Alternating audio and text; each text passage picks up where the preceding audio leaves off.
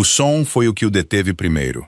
Não foi o barulho do pote de barro se estilhaçando contra o chão de pedra do corredor, nem o espalhar de ervas secas pelas lajes frias, ou o tilintar da bandeja de madeira girando e rolando até parar contra a parede.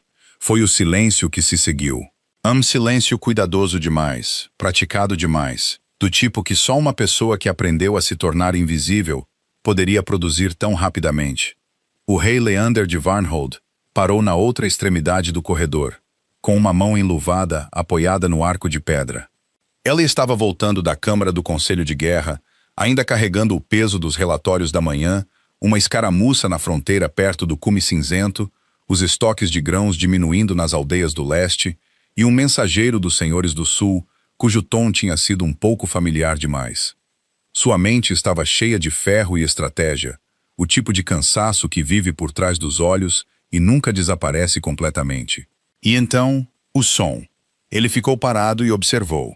Seu filho, o príncipe Edric, de 14 anos, largo para a idade, vestindo a túnica cor de vinho com detalhes dourados, que as costureiras do castelo haviam terminado há apenas 2 semanas, estava no meio do corredor com o queixo erguido e a mandíbula cerrada.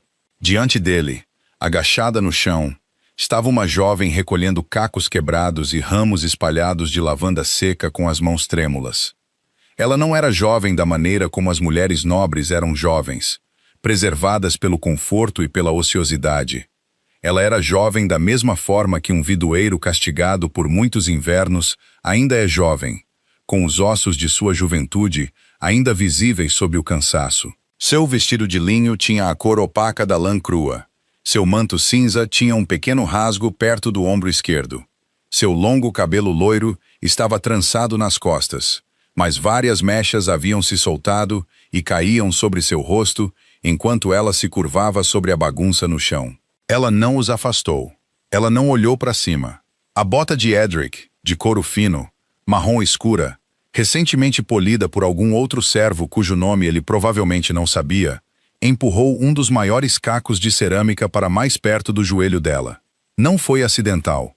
Leander tinha visto batalhas suficientes para saber a diferença entre um acidente e um ato deliberado disfarçado de acidente.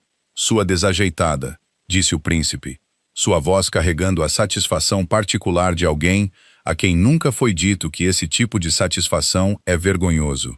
Aquele era o pote da minha avó. Você sabe quanto valia? A jovem não disse nada.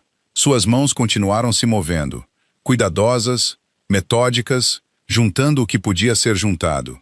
Um pequeno corte se abriu na lateral de sua mão direita por causa de um dos cacos.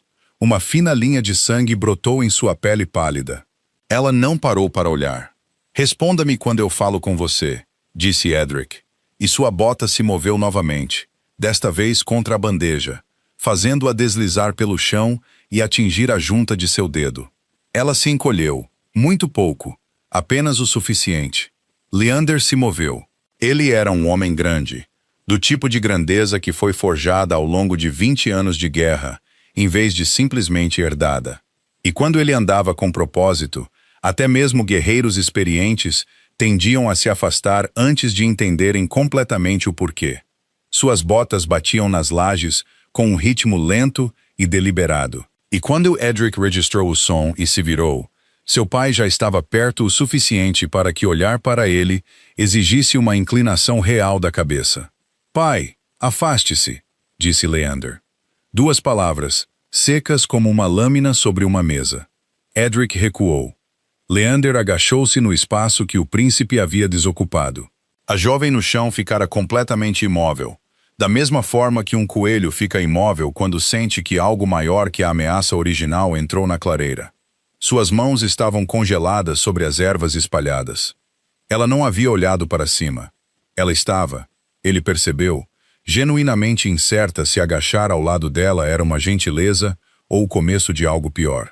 Essa percepção se instalou em algum lugar atrás de seu externo e permaneceu ali. Ele pegou a bandeja de madeira e a colocou ao lado dela sem dizer uma palavra. Então, ele mesmo pegou os cacos de cerâmica maiores, juntando-os na palma de sua mão enluvada para que ela não precisasse arriscar mais as mãos.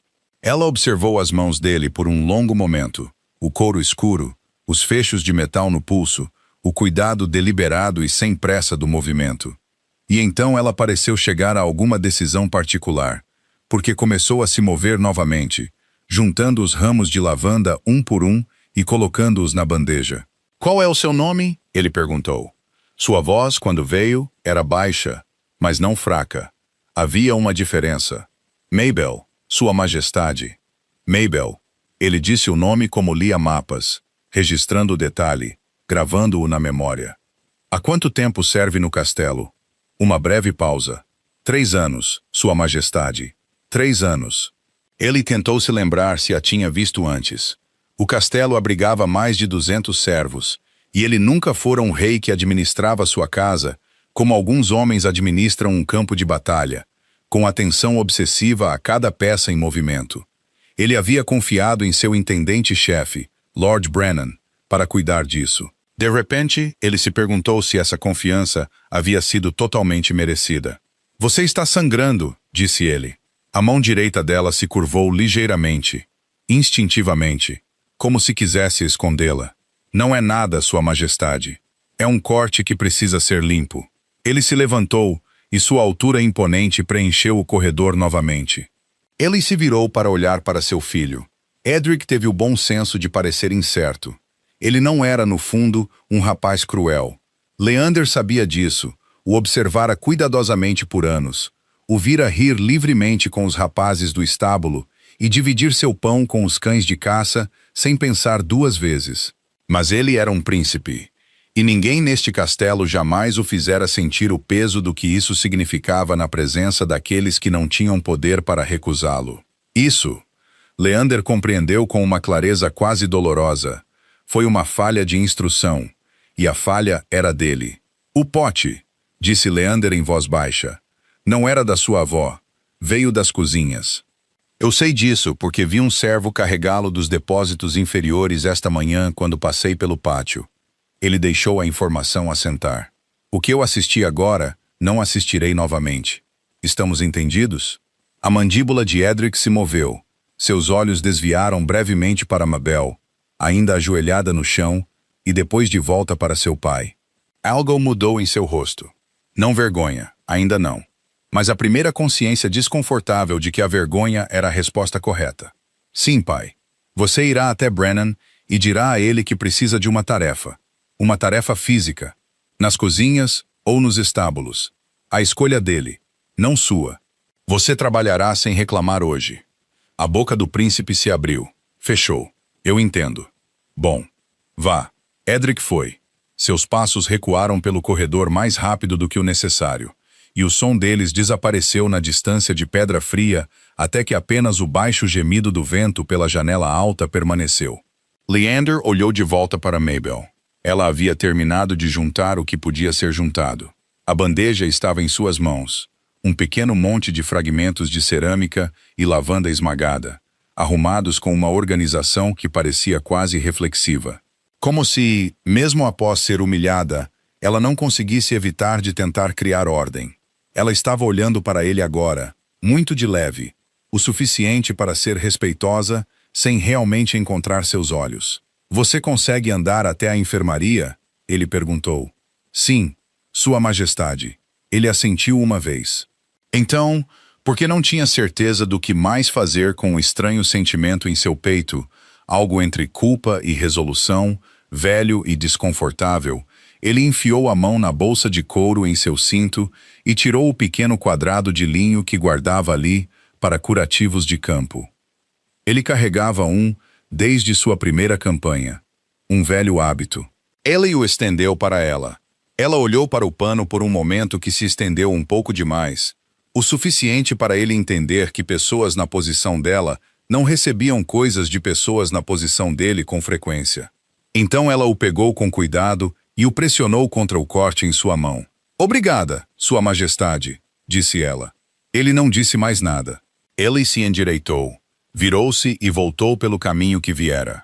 Mas antes de virar a esquina, ele olhou para trás uma vez, apenas uma vez, e a viu ainda ajoelhada ali, o manto cinza, envolvendo-a no chão de pedra fria.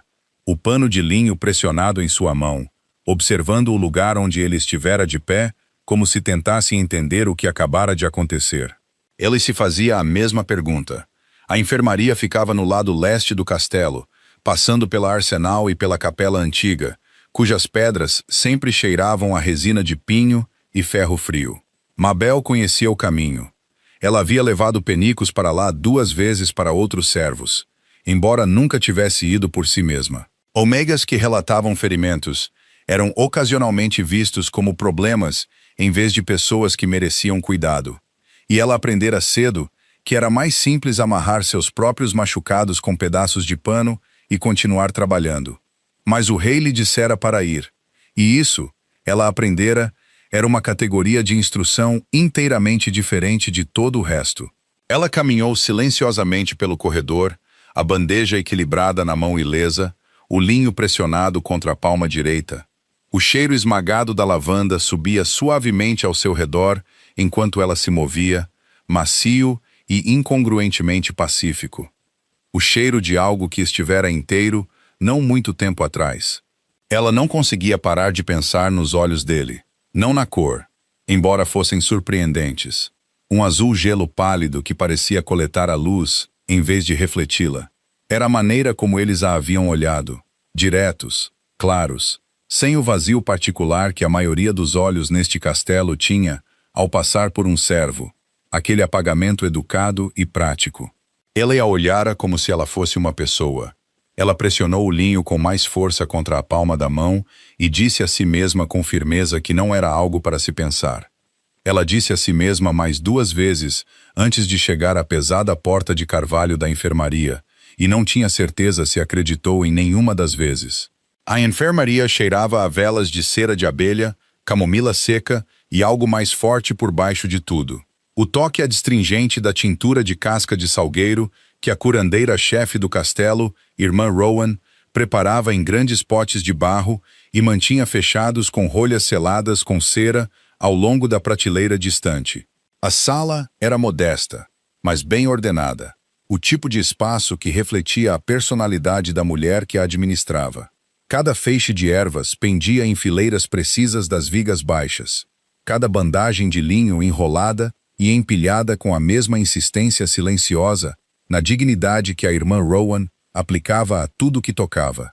Ela era uma mulher beta de talvez 50 anos, com cabelos castanhos salpicados de prata presos sob um lenço de linho simples e mãos que se moviam com a confiança sem pressa de alguém que já vira sofrimento suficiente para deixar de ter medo dele. Quando Mabel empurrou a pesada porta de carvalho e entrou, a irmã Rowan ergueu os olhos do almofariz onde estava moendo algo que cheirava a cravo e terra, e seus olhos cinzentos e aguçados foram imediatamente para o pano de linho pressionado contra a palma da mão de Mabel. "Sente-se", disse ela no tom que usava para todos, independentemente da posição, o tom que fazia até mesmo os comandantes beta do castelo obedecerem sem pensar. Mabel sentou-se no baixo banco de madeira, ao lado da bancada. Ela colocou a bandeja com seus fragmentos quebrados cuidadosamente no chão ao lado de seus pés, relutante em colocar uma bagunça nas superfícies limpas da irmã Rowan. A curandeira atravessou a sala, pegou a mão de Mabel sem cerimônia e retirou o linho. O corte não era profundo. Uma linha limpa na base da palma, já começando a fechar, mas era longo o suficiente para precisar de cuidados. A irmã Rowan fez um pequeno som que não transmitia alarme nem indiferença. Depois pegou um pano na tintura de casca de salgueiro. "Cerâmica?" ela perguntou. "Sim, irmã." "Deixou cair algo ou algo foi derrubado perto de você?" Mabel ficou em silêncio por um momento. "A primeira opção", disse ela. Não era inteiramente uma mentira. O pote não estava em suas mãos quando caiu. A irmã Rowan olhou para ela. A curandeira tinha um jeito de olhar para as pessoas que era semelhante a ler um manuscrito. Paciente, minucioso, disposta a lidar com passagens difíceis. Ela não insistiu. Limpou o corte com a tintura, uma ardência breve e intensa, e então começou a envolvê-lo com uma tira limpa de linho, seus dedos se movendo nos laços e cruzes praticados de alguém que já havia enfaixado milhares de feridas como aquela. "Você veio sozinha", observou a irmã Rowan. "Sim, ninguém a mandou." Uma pausa que talvez tenha sido meio fôlego longa demais. Sua Majestade sugeriu que eu viesse. A mão da curandeira parou por um instante. Então, retomou seu trabalho. Ele sugeriu? Não era uma pergunta. Mabel olhou para o chão. A irmã Rowan amarrou a bandagem e soltou a mão de Mabel com uma gentileza quase maternal. O tipo que não pedia nada em troca, e era precisamente por isso que era tão difícil de receber. Como está o resto de você? Ela perguntou no mesmo tom que usaria para perguntar sobre o tempo. Bem, irmã, de verdade. A curandeira voltou para sua bancada e retomou a moagem. Deixe a bandeja. Eu cuido dos fragmentos. Você pode voltar para buscá-la antes da refeição da noite. Mabel se levantou, alisando o manto com a mão ilesa. Obrigada, irmã Rowan. Mabel. A curandeira não ergueu os olhos, mas sua voz mudou ligeiramente. Apenas o suficiente. Se algo está acontecendo neste castelo que não deveria estar acontecendo, minha porta está aberta. De dia ou de noite, você me entende? Mabel ficou parada por um momento. Lá fora, o vento se movia contra a janela alta, sacudindo o velho trinco de ferro em sua moldura. As velas na prateleira balançavam juntas como uma pequena e incerta congregação. Eu entendo, disse ela, e saiu. O corredor do lado de fora da enfermaria estava vazio, o que foi um alívio. Mabel caminhou lentamente, mantendo-se perto da parede, como fora ensinada. Um caminho de serva, discreto, contornando os centros das salas e passagens onde pessoas importantes se moviam.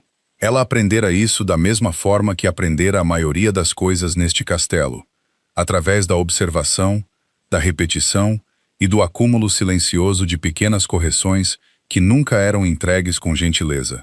Ela tinha vindo para Varnhold há 3 anos, no final do outono de seu 22º ano, quando a aldeia de Ashin, um lugar pequeno e cinzento na fronteira leste do reino, não tinha mais nada a oferecer às suas filhas Ômega, além da fome e daquele tipo específico de vergonha que comunidades pobres reservam para aqueles que não podem contribuir para a própria sobrevivência. Sua mãe havia pressionado 2 moedas de cobre em sua mão, beijado sua testa e dito que o castelo sempre precisava de servos. Sua mãe não estava errada. Ela simplesmente omitira a parte sobre o que custava se tornar invisível o suficiente para sobreviver dentro daquelas muralhas. 3 anos levantando antes do amanhecer para carregar água. 3 anos esfregando pisos de pedra de joelhos, enquanto o frio subia pela sujeira e se instalava em suas articulações. 3 anos aprendendo quais corredores evitar em certas horas, quais nobres tinham temperamentos que não exigiam provocação e como se dobrar o suficiente para que o espaço que ocupava nunca se tornasse um inconveniente para ninguém. Ela era boa nisso agora. Não se orgulhava da habilidade, mas a reconhecia. O que ela não aprendera, para o que nenhuma prática a preparara, era o que fazer quando o rei de Varnhold se agachava ao seu lado no chão e lhe entregava um pedaço de linho como se fosse a coisa mais natural do mundo. Ela revirou a memória enquanto caminhava, cautelosa com ela, da mesma forma que se é cauteloso com algo encontrado na estrada cuja natureza ainda não está clara. Ela não podia se dar ao luxo de transformá-la em algo que não era. Ela era uma serva ômega. Ele era um rei alfa. A distância entre esses 2 pontos não era medida em passos, mas em algo muito mais fundamental, em linhagem e posição, e nas antigas hierarquias que moldavam cada vida em Varnhold, tão certamente quanto as muralhas de pedra moldavam o castelo ao seu redor. Ele tinha sido decente com ela. Era só isso. Ela se lembraria disso como decência e nada mais. Ela quase esbarrou diretamente no homem parado na outra extremidade do corredor. Lord Brennan, o intendente-chefe do castelo, era um beta magro de meia-idade, com uma barba grisalha pontuda e os olhos de alguém que catalogava tudo o que observava e arquivava em algum livro-razão interno para uso futuro. Ele usava sua corrente de intendente, os anéis de ferro interligados de seu cargo sobre um gibão de lã escura, e segurava um pergaminho enrolado em uma mão, que batia contra a outra palma com uma paciência metronômica. Ele olhou para Mabel, depois para a bandagem em sua mão, e de volta para o rosto dela com uma expressão que não revelava nada. O príncipe veio a mim esta manhã, disse ele sem preâmbulos. Uma tarefa muito incomum para um herdeiro real. Ele me disse que seu pai o havia enviado. Seus olhos pálidos não piscaram. Você saberia algo sobre isso? Mabel manteve a voz firme. Eu não presumiria conhecer os assuntos de Sua Alteza, meu senhor. Brennan estudou por um momento que se estendeu desconfortavelmente. Algo se moveu por trás de seus olhos. Cálculo ou curiosidade, ou ambos juntos, disfarçados de nenhum dos dois. Você é uma das criadas do salão inferior, disse ele. Terceiro corredor, ala leste. Sim, meu senhor. Não me lembro de tê-la designado para o corredor residencial privado esta manhã. Fui redirecionada pela governanta da manhã.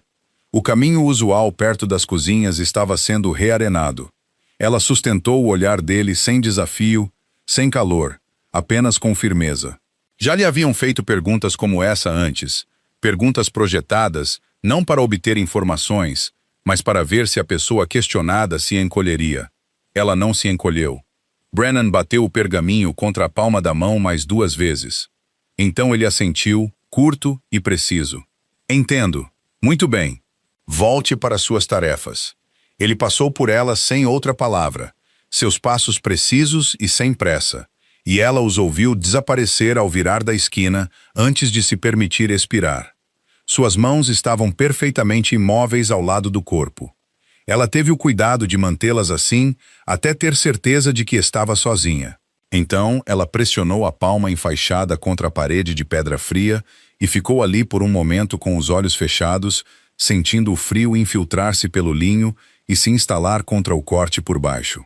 Algo real, aterrador e imediato. Uma sensação que não pedia nada dela e não oferecia nada em troca. Ela pensou nos olhos de Brennan. Ela pensou na maneira como ele dissera: não me lembro de tê-la designado. Não como uma repreensão, mas como um marcador. Um pequeno alfinete de ferro pressionado em um mapa. Ela fora notada de uma maneira que não fora notada antes. E ela era velha e cuidadosa o suficiente para entender que ser notada nem sempre era um presente.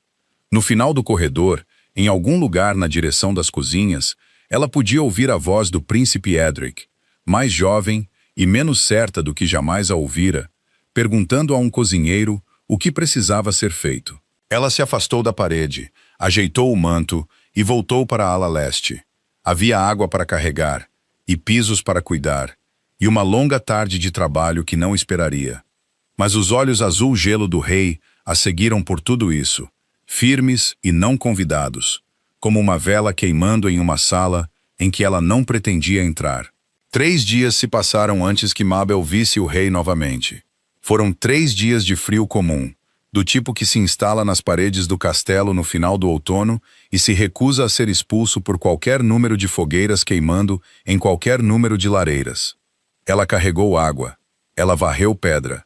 Ela levou lençóis para as lavadeiras perto do pátio inferior e os trouxe de volta, duros e cheirando a lixívia, e os pendurou nos ganchos de ferro no corredor para secar na corrente de ar fina que se movia pelo castelo como um sopro lento e indiferente.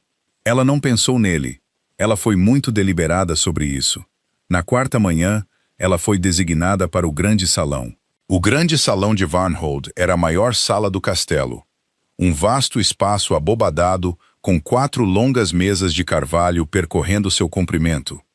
Um estrado elevado na extremidade distante, onde ficava a mesa principal do rei, e uma lareira larga o suficiente para se ficar de pé dentro, construída na parede leste. No outono e no inverno, o fogo era mantido aceso desde antes do amanhecer até bem depois da refeição da noite. E era tarefa de Mabel naquelas manhãs carregar lenha fresca dos depósitos perto da porta lateral, empilhá-la ao lado da lareira e varrer as cinzas da noite anterior para fora antes que o salão fosse aberto para o dia. Ela estava em sua 3ª viagem com a lenha quando ouviu passos nas escadas do estrado. Ela não olhou para cima. Colocou os troncos cuidadosamente ao lado da grade de ferro, arrumou-os com a mesma eficiência silenciosa que trazia para cada tarefa e pegou a vassoura de cabo longo para cinzas, encostada na pedra. Você trocou a bandagem. Ela se virou então. Não conseguiu evitar. O rei Leander estava na base das escadas do estrado, ainda vestindo suas roupas de treino escuras como a noite, do tipo pesado, vincadas e gastas nos cotovelos e joelhos, que falavam de uma manhã já passada no pátio em vez de na Câmara do Conselho. Suas tranças escuras estavam puxadas para trás e amarradas com uma tira de couro. Havia um leve brilho de esforço ao longo de sua mandíbula, e a pequena cicatriz no canto esquerdo de sua boca, que ela não se permitira olhar diretamente antes, captou a luz do fogo quando ele se virou para ela. Ela estava olhando para a mão dela. A bandagem estava limpa agora. Trabalho dela da noite anterior, uma tira mais curta enrolada com mais força, do jeito que aprendera a fazer quando os suprimentos da irmã Rowan não estavam disponíveis. Sim, Sua Majestade, disse ela. A irmã Rowan não a refez. Ela ofereceu. Eu não queria tomar mais do tempo dela. Algo mudou na expressão dele. Não exatamente uma carranca, mas como o leve ajuste que um homem faz quando ouve algo que não se encaixa na forma do que ele esperava. Ele caminhou em direção ao fogo, não em direção a ela. Ela notou, mas em direção ao calor, o que o levou, no entanto, para o mesmo território geral, e ficou com as mãos cruzadas atrás das costas, olhando para as chamas. Como está cicatrizando? Ele perguntou. Ela ficou em silêncio por um momento, genuinamente incerta se essa era uma pergunta que ela deveria responder completamente ou simplesmente reconhecer.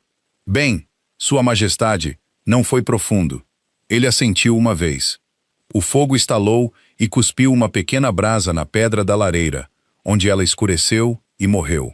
Do lado de fora das janelas estreitas, o céu estava do cinza pálido do início da manhã, a cor da lã deixada na chuva.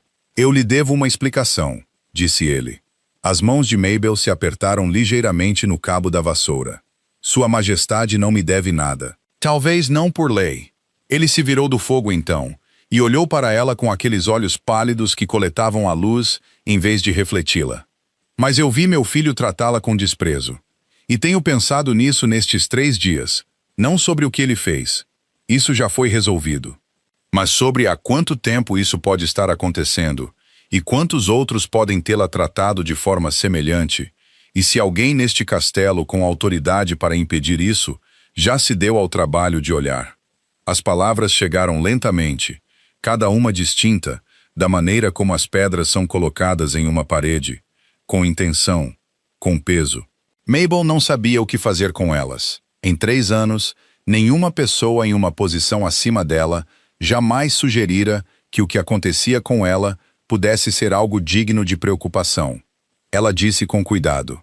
O castelo é bem administrado, Sua Majestade. Essa é uma resposta muito diplomática. Eu sou uma serva, Sua Majestade. A diplomacia é uma forma de sobrevivência. Ela não pretendia dizer isso. Saiu antes que ela pudesse segurá-lo. Honesto demais, afiado demais, o tipo de coisa que ela geralmente reprimia antes que chegasse à sua boca. Ela sentiu o aperto frio familiar em seu peito. A preparação para a consequência. Mas Leander não pareceu ofendido. Ele parecia, se é que parecia algo, como se ela tivesse dito algo que ele precisava ouvir. Sim, ele disse em voz baixa. Imagino que seja. Silêncio se instalou entre eles. Não era um silêncio confortável, mas também não era hostil. Era o silêncio de 2 pessoas ocupando o mesmo espaço e descobrindo que o espaço talvez seja menos impossível do que o esperado. Mabel voltou a varrer. Era a única coisa razoável a fazer. A cinza se movia em pequenas nuvens cinzentas diante da vassoura, e ela trabalhou metodicamente pela pedra da lareira, coletando os detritos do fogo da noite anterior em uma pá de cobre. Ela estava ciente de que ele a observava da mesma forma que estava ciente do calor do fogo, não olhando diretamente para ele, mas sentindo-o de qualquer maneira. Mabel, ele disse. Ela parou, olhou para cima. Se algo neste castelo a incomoda, tratamento, condição, atribuição. Você pode levar a irmã Rowan, eu falei com ela. Ela garantirá que chegue até mim. Ela o encarou. Não conseguiu se conter. Sua Majestade, não estou pedindo que você denuncie os outros. Estou lhe dizendo que o seu relato de suas próprias circunstâncias é digno de ser ouvido. Ele sustentou o olhar dela sem vacilar. Isso é tudo. Ele saiu antes que ela pudesse encontrar uma resposta. seus passos cruzando o salão com aquele mesmo ritmo deliberado e sem pressa. O couro de sua roupa de treino rangendo fracamente, enquanto ele subia as escadas do estrado e desaparecia pela porta atrás da mesa principal. Mabel ficou ao lado da lareira, com a pá de cinzas em uma mão e a vassoura na outra, e as chamas projetavam sua sombra longa e vacilante pelo chão de pedra fria. Ela pensou, isso é uma armadilha de algum tipo. Ela pensou, não é uma armadilha. Ela pensou, eu não sei como dizer a diferença. E isso é a coisa mais assustadora. A pessoa que sabia, ou acreditava saber, era uma mulher chamada Senna. Senna tinha 34 anos, uma beta que servia na cozinha de Varnhold desde os 17, e que sobrevivera a esse tempo de serviço, desenvolvendo um modelo completo e amplamente preciso de como o poder se movia pelo castelo, quem o detinha, quem o emprestava, quem negociava com ele e quem era esmagado sob ele quando o arranjo mudava.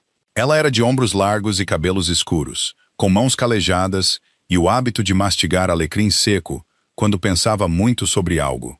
Ela o mastigava agora, sentada em frente a Mabel, na pequena mesa de servos no nicho da cozinha inferior, onde as duas comiam seu pão do meio-dia, quando seus horários coincidiam. Ele falou com você, disse Senna. Não era uma pergunta. Ela tinha ouvido, porque Senna sempre ouvia. Ele perguntou sobre minha mão, disse Mabel, partindo seu pão, e me disse que eu poderia levar preocupações à irmã Rowan. Senna mastigou seu alecrim pensativamente. A cozinha atrás delas estava cheia de barulho. O clangor de panelas de ferro, o chiado de algo fervendo, o baixo murmúrio do cozinheiro-chefe, dirigindo a preparação da tarde para a refeição da noite. Em algum lugar perto da lareira, uma garota mais jovem cantava baixinho para si mesma. Uma melodia de aldeia em tom menor. Você sabe o que os outros servos estão dizendo? Disse Senna. Eu sei que eles estão dizendo algo. Não sei o que. Eles estão dizendo que o rei demonstrou um interesse pessoal em uma criada ômega. E estão dizendo isso no tom que as pessoas usam quando querem dizer algo que não terminará bem para a criada ômega. Mabel ficou em silêncio. Ela comeu seu pão. Não estou lhe dizendo para ter medo. Senna continuou. Estou lhe dizendo para ter cuidado. Há uma diferença. Ela fez uma pausa. Brennan tem feito perguntas. Ele falou comigo no corredor. Ele falou com outros 3 servos também. Sobre você, sobre onde você foi designada e por quê. Os olhos escuros de Senna eram diretos e totalmente sem crueldade. Ela não estava assustando Mabel por prazer. Estava fazendo isso porque acreditava que a informação compartilhada honestamente era a única proteção real que uma mulher poderia oferecer a outra em um lugar como este. Ele está construindo algo. Ainda não sei de que tipo. Mabel cruzou as mãos sobre o pão e olhou para elas. A bandagem em sua palma direita ainda estava limpa e branca contra sua pele. Uma coisa pequena e cuidadosa no meio de uma manhã comum. Ela pensou nos olhos calculistas de Brennan. Ela pensou nos olhos firmes do rei. Ela pensou no príncipe Edric na cozinha naquela manhã, aparentemente esfregando um caldeirão sob as instruções de um cozinheiro que não tinha ideia do que fazer com um príncipe que aparecia pedindo trabalho e parecia, para o espanto de todos, estar falando sério. Senna, ela disse, você acha que o rei é um bom homem? Senna mastigou seu alecrim por um longo momento. Lá fora, o vento bateu na janela alta da cozinha e se afastou, levando consigo o cheiro distante de pinho da floresta, além das muralhas do castelo. Eu acho, disse Senna por fim, que homens bons em posições de grande poder são mais raros do que neve no verão, e acho que quando um aparece, é sábio observá-lo com muito cuidado antes de decidir se a bondade é real. Ela se levantou, limpando as migalhas de seu avental. Também é sábio lembrar que mesmo um bom rei ainda é um rei. Ela saiu.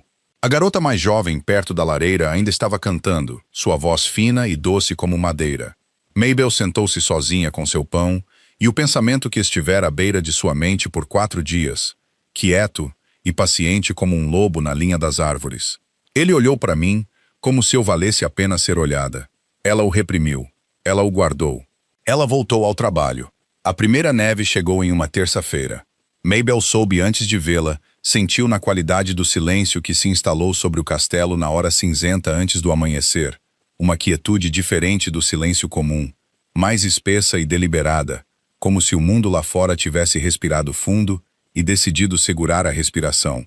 Ela já estava acordada, já vestida com sua camisola de linho e vestido de lã por cima, e o manto cinza que fora remendado 2 vezes no ombro, calçando as botas à luz fraca de uma vela de sebo, quando o primeiro floco passou pela pequena janela acima de sua palha.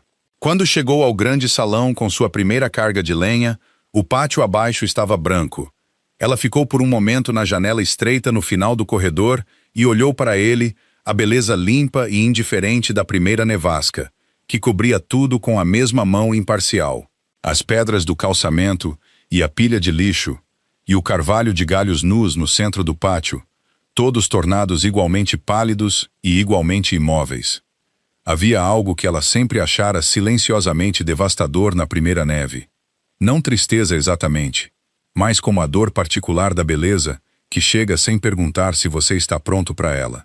Ela se virou e foi acender o fogo. O Conselho de Guerra do Rei se reuniu naquela manhã na Câmara Redonda da Torre Leste, uma sala pela qual Mabel passou 2 vezes em seu trabalho, cada vez carregando algo em ambos os braços, cada vez mantendo os olhos para frente e o passo sem pressa. As vozes lá dentro eram baixas e controladas, da maneira como os homens falam quando estão discutindo coisas que não querem que viajem através de paredes de pedra. Ela captou fragmentos apesar de si mesma. Cume de Ashven e os senhores do sul estão protelando, e uma vez, muito claramente, uma voz que não era a do rei, dizendo algo sobre os territórios ômega em um tom que ela não gostou. Ela continuou andando.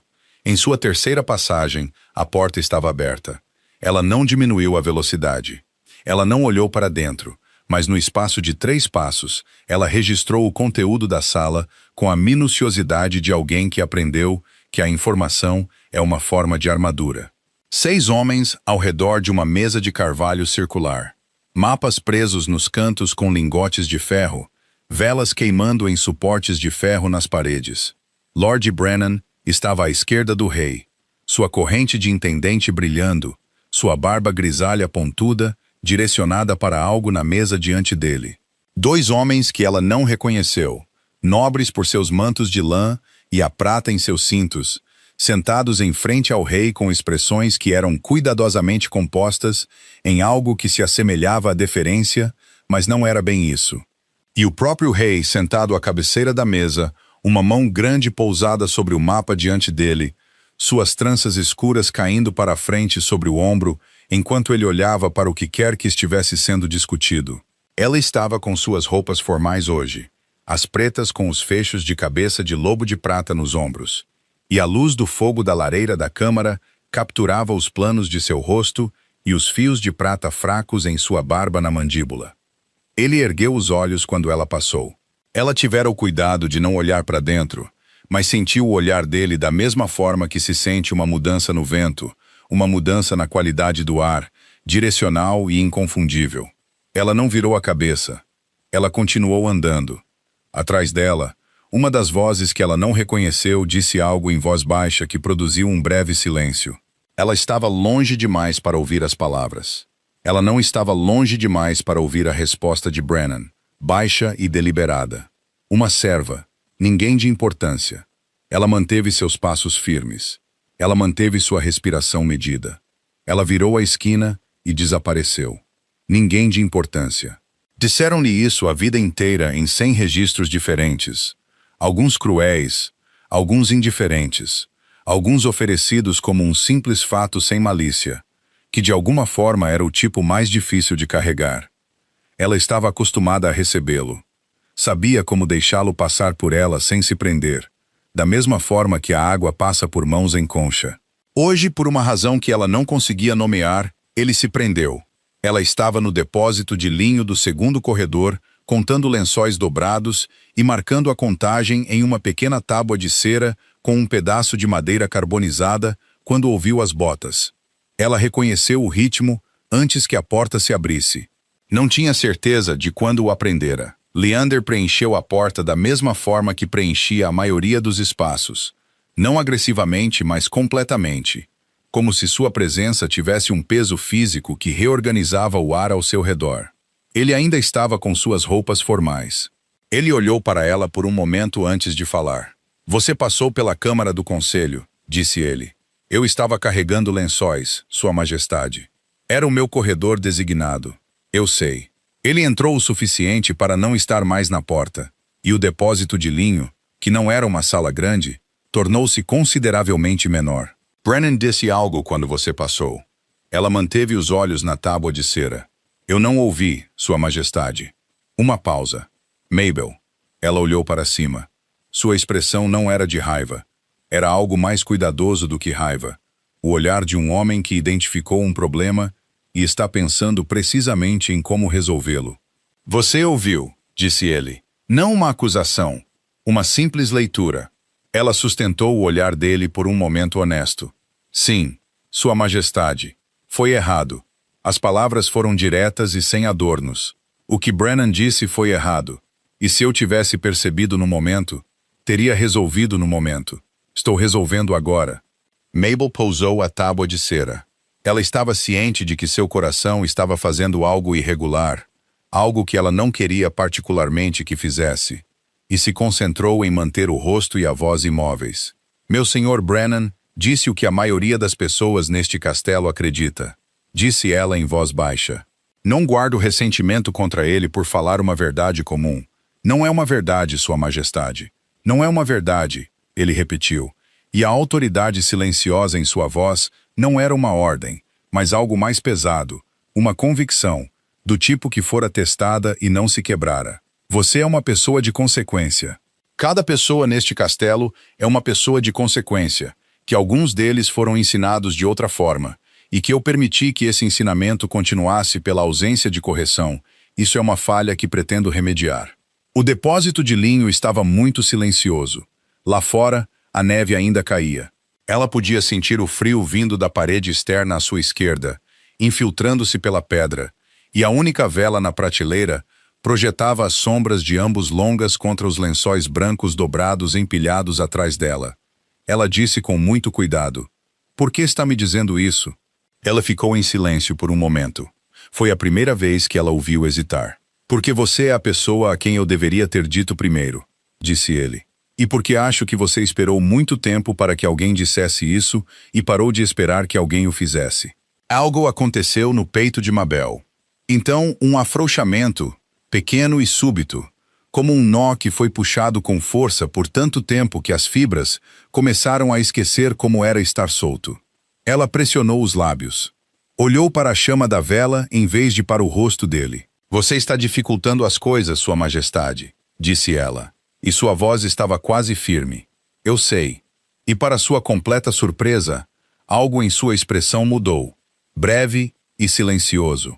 Uma sombra de algo que era quase um sorriso. "Eu pareço fazer isso." Ele saiu. A porta se fechou atrás dele, e ela ficou sozinha na pequena sala com o frio e a luz da vela, e o branco arrumado dos lençóis por todos os lados, e ela pressionou ambas as mãos contra a prateleira mais próxima, e respirou através do sentimento que subia em seu peito, lento e inexorável como a maré. Ela não era tola. Não era uma garota que sonhava além de sua posição. Ela vinha sobrevivendo por muito tempo e de forma muito deliberada para confundir a decência de um rei com algo que não era, para deixar o calor enganá-la e fazê-la esquecer a distância entre eles. Mas ele viera a um depósito de linho para lhe dizer que ela importava. Ela ficou muito imóvel por um longo momento. Então, pegou a tábua de cera e o graveto carbonizado e terminou de contar os lençóis.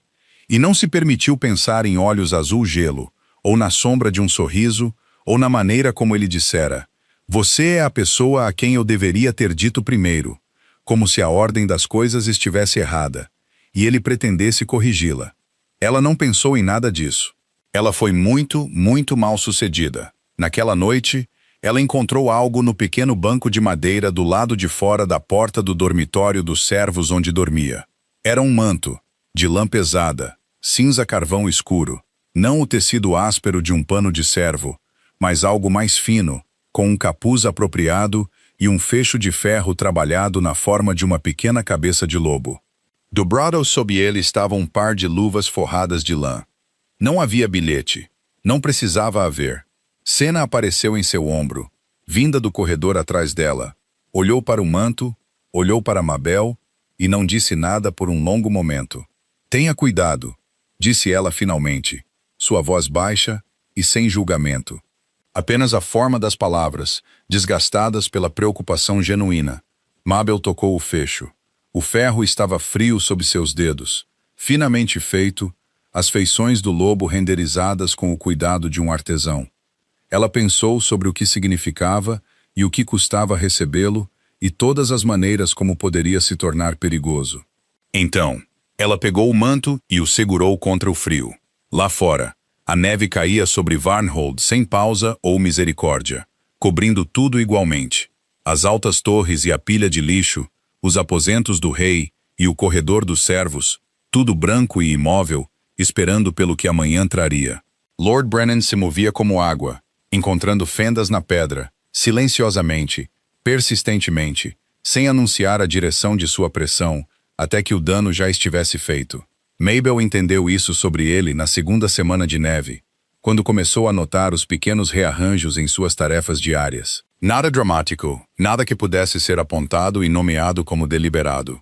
Mas os corredores que ela era enviada para limpar se afastaram gradualmente do grande salão, da torre leste, das rotas que o rei percorria em suas rondas matinais. Ela foi redesignada para as cozinhas inferiores por 3 dias, depois para a lavanderia externa, perto da muralha oeste, onde o vento vinha da encosta aberta e transformava a água nas bacias de lavagem em gelo nas bordas antes do meio-dia. Ela não disse nada. Ela trabalhou. Manteve o novo manto dobrado dentro de sua palha durante o dia e o usava apenas nas primeiras horas da manhã, quando os corredores estavam vazios, quando o frio estava no seu pior e ninguém estava acordado para observá-lo. Ela era prática. Sempre fora prática. Mas Senna notou as redesignações porque Senna notava tudo. E na sexta manhã do serviço na lavanderia externa, ela apareceu na bacia de lavagem, ao lado de Mabel, com um feixe de panos de cozinha que não precisavam ser lavados e a mandíbula cerrada da maneira particular que se cerrava quando ela tomava uma decisão. Brennan falou com a governanta, disse Senna, mergulhando os panos na bacia sem cerimônia. Ouvi da garota que varre o corredor do intendente. Ele disse a ela que você estava se distraindo de suas tarefas e precisava de um trabalho mais estruturado. Mabel torceu um lençol. Suas mãos estavam vermelhas da água fria. A bandagem removida há muito tempo. O corte totalmente curado, mas a pele ainda sensível onde se unira. Distraída, ela repetiu. Essa foi a palavra que ele usou. Elas trabalharam em silêncio por um momento. A encosta além da muralha do castelo estava branca e vazia sob um céu da cor de estanho, e o vento se movia pela fenda nas pedras com um gemido fino e persistente. Ele está observando para ver o que eu faço, Mabel disse. Ele está observando para ver o que o rei faz. Senna corrigiu. Você é o instrumento de medida. Se o rei ajustar sua atribuição novamente, Brennan aprende algo sobre até onde o interesse do rei se estende. Se o rei não fizer nada, Brennan aprende outra coisa. O que ele quer aprender? Senna ficou em silêncio por um momento, suas mãos escuras se movendo firmemente na água. Brennan serviu a 3 reis, disse ela por fim. Ele sobreviveu a cada transição entendendo onde o poder era verdadeiramente mantido e alinhando-se precisamente a ele. Ele não é um homem cruel. Ele é um homem cuidadoso, e homens cuidadosos que detiveram o poder por muito tempo se tornam muito desconfortáveis quando encontram variáveis que não planejaram. Eu sou uma variável, disse Mabel. A palavra pareceu estranha em sua boca, pequena e fria como a água. Você é uma variável que ele não planejou, disse Senna, o que era diferente. Ela viu o rei em uma quinta-feira, 9 dias após o início da rotação na lavanderia externa, inteiramente por acidente. Ela fora enviada para entregar uma mensagem ao cozinheiro-chefe, um bilhete selado com cera da governanta sobre os requisitos da refeição da noite, e a rota mais rápida da lavanderia para as cozinhas passava pelo pátio inferior, pelo caminho de pedra que corria ao lado do pátio de treinamento. Ela o pegou sem pensar, com o capuz levantado contra o vento, sua respiração embaçando diante de seu rosto, o bilhete selado guardado dentro de seu manto. O pátio de treinamento não estava vazio. O rei estava trabalhando com uma espada de prática, uma coisa longa e pesada de madeira escura, contra um guerreiro beta chamado Cad, que servia como parceiro de treino pessoal do rei. Cad era um homem formidável, quase tão grande quanto Leander, com cabelos ruivos curtos e o tipo de rosto que parecia ter sido quebrado e consertado mais de uma vez. Ele pressionava com força, e o rei o enfrentava sem recuar, os dois se movendo pelo pátio coberto de neve com a intensidade focada de homens que treinaram juntos por tempo suficiente para saber precisamente onde estavam os limites das capacidades um do outro. Mabel caminhou pelo caminho. Manteve a cabeça para frente. Manteve o passo firme. Ela estava quase passando quando Leander disse, sem desviar o olhar de Cade, "A lavanderia externa." Ela parou. Não conseguiu evitar. Ele bloqueou um golpe de Cade, desviou-o, afastou-se. "Você foi designada para a lavanderia externa por 9 dias." Ela ficou no caminho com o vento frio puxando seu capuz e disse com cuidado, "Sim, Sua Majestade." Ele abaixou a espada de prática. Cade recuou, respirando com dificuldade, e teve a discrição de encontrar algo absorvente para olhar do outro lado do pátio. Leander se virou para encará-la. A neve se acumulara em suas tranças escuras e nos ombros de suas roupas de treino. Havia cor em seu rosto devido ao esforço e ao frio. E ele olhou para ela com uma expressão que ela estava começando a reconhecer. Aquela qualidade particular de atenção que parecia impossivelmente como ser a única coisa no campo de visão. "Essa atribuição não foi feita por mim," ele disse. "Eu sei, Sua Majestade." "Isso a incomoda?" Ela pensou no gelo nas bordas das bacias de lavagem. Pensou em suas mãos. Pensou nas palavras de Senna. "Você é o instrumento de medida." E sobre qual resposta serviria melhor naquele momento? E então, porque estava cansada e com frio, e vinha praticando a honestidade com aquele homem em particular por 2 semanas, em pequenos e perigosos incrementos, ela disse a verdade. "O frio é difícil," disse ela. "Eu consigo lidar." Algo se contraiu ao redor de seus olhos. Não raiva dirigida a ela. O outro tipo, o tipo dirigido para dentro ou para uma situação. O olhar de um homem recalculando. "Vá entregar sua mensagem," disse ele. "Depois, retorne para a ala leste. A atribuição de meu senhor Brennan." "Eu sou o rei," disse ele em voz baixa, sem calor. Da mesma forma que uma parede de pedra simplesmente é. "Vá." Ela foi. As consequências chegaram antes da noite. Ela esperava algo. Não esperava que o próprio Lord Brennan aparecesse no corredor da ala leste onde ela estava trabalhando. Sua corrente de intendente captando a luz da tocha, sua expressão composta na brancura profissional, que ela agora entendia ser seu rosto mais perigoso. "Uma palavra," disse ele. Ela pousou a escova e o seguiu até o pequeno nicho no final do corredor. Um espaço usado para guardar materiais de limpeza, cheirando a vinagre e sebo. Ele ficou com as mãos cruzadas atrás das costas e a observou com a paciência de alguém que decidiu que a paciência é a arma mais eficaz disponível. "Você é uma mulher sensata," disse ele. "E eu observei isso. Meu senhor é gentil," disse ela. "Eu não sou gentil. Eu sou preciso." Ele inclinou a cabeça ligeiramente. "O rei é um bom homem. Eu o sirvo há 11 anos, e digo isso sem reservas. Ele também é um homem que sente as coisas profundamente e age sobre esses sentimentos antes de considerar totalmente suas implicações. É a qualidade que o torna amado por seu povo e, ocasionalmente, ele fez uma pausa, escolhendo, imprudente em assuntos menores. Mabel não disse nada. Ela esperou. "A atenção dele por você foi notada," continuou Brennan. "Não apenas por mim. Os senhores do sul que participaram do conselho desta semana têm olhos e os usam. A corte do rei já fala. O interesse sustentado de um rei por uma serva ômega, particularmente uma sem conexão familiar, sem valor político, sem proteção de posição, cria uma história. E histórias, uma vez contadas amplamente, tornam-se fatos. Ele deixou isso assentar por um momento. A história que está sendo contada sobre você não é uma história gentil. O cheiro de vinagre era forte no pequeno espaço. Em algum lugar no corredor, Uma tocha crepitava em seu suporte, e a luz no nicho vacilou brevemente antes de se firmar. "O que meu senhor gostaria que eu fizesse?" ela perguntou. Sua voz estava nivelada. "Nada dramático. Simplesmente crie distância. Evite corredores por onde o rei anda.